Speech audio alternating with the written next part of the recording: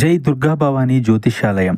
మీరు ఎన్నో సమస్యలతో బాధపడుతున్నట్లయితే ఈ గురువు గారికి ఒకసారి నమ్మకంతో కాల్ చేయండి. ప్రేమ, పెళ్లి, ఉద్యోగం, వ్యాపారంలో నష్టాలు, భార్యాభర్తల మధ్య గొడవలు, కోర్టు సమస్యలు, మనశ్శాంతి, ఆరోగ్య శాంతి, లక్ష్మీ శాంతి, గృహశాంతి, దిష్టి తీసిన నిమ్మకాయలు దాటడం, నరదిష్టి, నాగదోషం, ఆరోగ్య సమస్యలు, ఎటువంటి సమస్యలకైనా పరిష్కారం చూపబడును. మీ సకల సమస్యలకు పరిష్కారం చూపబడును. స్త్రీ పురుషులకు ఎటువంటి సమస్యలున్నా 100% పరిష్కార మార్గం చూపబడును.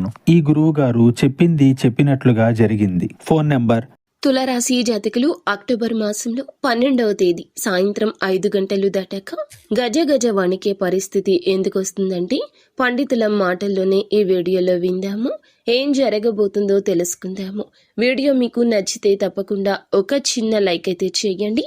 కింద హైప్ బటన్ ని కూడా క్లిక్ చేసి మాకు మరింత సపోర్ట్ ని తెలియచేయండి. ఈ రోజు ప్రత్యేకంగా ఎందుకు ఇలా జరుగుతుందంటే గ్రహ చక్రంలో శని, రాహు, చంద్రుడు ఒక ప్రత్యేక స్థానంలో ఉండడం వల్ల వీరికి కొన్ని ప్రతికూల ప్రభావాలు ఏర్పడతాయి. ముఖ్యంగా సాయంత్రం 5 గంటలు దాటాక తల మునకలయ్యేటటువంటి, ప్రశాంతత పోయేటటువంటి ఒక వార్త, ఒక సమస్య, అనుకోని ఇబ్బందులు, తలనొప్పులు, మానసిక ఒత్తిడి, ఆర్థిక కష్టాలు అని కూడా చెప్పొచ్చు. ఇటువంటి పరిస్థితి దక్కబోతుంది. ఈరోజు గ్రహస్థితులు చూస్తే గనక ఈ రాశి జాతకుల జీవితంలో శని ఖర్చులను పెంచుతుంది. ఆర్థిక నష్టం జరగడం మొదలవుతుంది. రాహు ప్రభావం గమనిస్తే 4వ స్థానం వల్ల కుటుంబంలో వాదన, మానసిక అశాంతి ఏర్పడొచ్చు. చంద్రుడు 8వ స్థానంలో సంచారం వల్ల భయాలు, అనుమానాలు, చిన్న చిన్న ప్రమాదాలు ఎదురయ్యే అవకాశం ఉంది.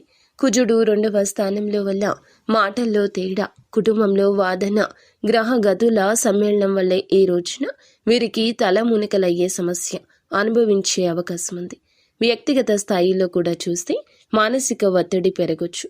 నిర్ణయాలు తీసుకోవడంలో గందరగోళం ఉండొచ్చు. ఆత్మవిశ్వాసం తగ్గొచ్చు. ఒకవేళ అనారోగ్యం పరంగా ఏదైనా సమస్య వస్తే అశ్రద్ధ చేయకుండా వెంటనే మీరు వైద్యుడిని సంప్రదించడం మంచిదిగా పండితులు చెప్తున్నమాట. కావున చిన్న సమస్య అయినా పట్టించుకోకుండా ఉంటే పెద్దగా మారిపోతుంది.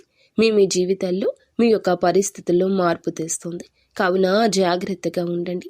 రాత్రిపూట ప్రయాణాలు ఈ రోజు తప్పించుకోండి. అలాగే సరదాగా గడపడానికి దూర ప్రాంత ప్రయాణాలు కూడా చేయొద్దు. ఈ రోజు ప్రార్థన, ధ్యానం, దాన ధర్మాలు చేయడం ద్వారా సమస్యల తీవ్రత తగ్గుతుంది. ఓం నమ శివాయ అనే పంచాక్షరి మంత్ర జపం నిత్యం చేయడం ఈ రోజు మీకు శ్రేయస్కరం. ఆత్మ నియంత్రణతో ఓర్పుగా వ్యవహరించండి. అంతా మంచి జరుగుతుంది.